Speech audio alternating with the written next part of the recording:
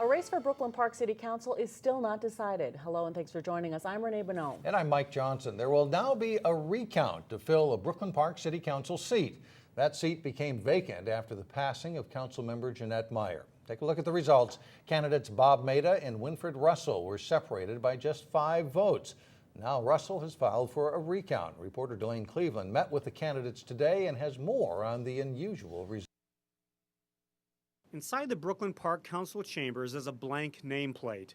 It's the same spot where Jeanette Meyer sat before she died from lung cancer in May. Either Wynfred Russell or Bob Maida will take her place. Both men hope to have an answer by now, but the election results tell a different story. The results show in the special election that there's a 5-point differential between Mr. Bob Maida and I. Rather, a 5-vote margin.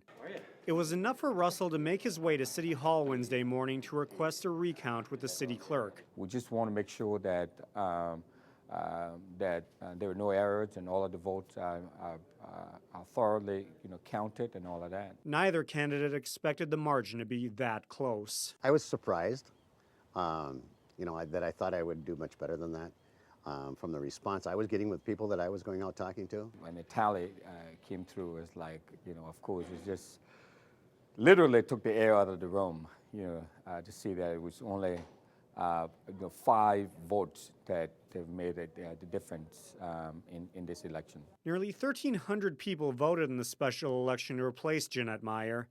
That amounts to a 10% voter turnout. I would have hoped that there would have been a lot more people out there, but it is what it is. Now, Brooklyn Park City Clerk DEVIN Montero will lead the recount. We'll sort the ballots for each candidate and then count those. Both candidates will now eagerly await the results. We did hear that there was some problem with one of the machines, so hopefully we will be victorious and come out of the recount fine. I'm confident. I'm hoping that it comes out in my favor, but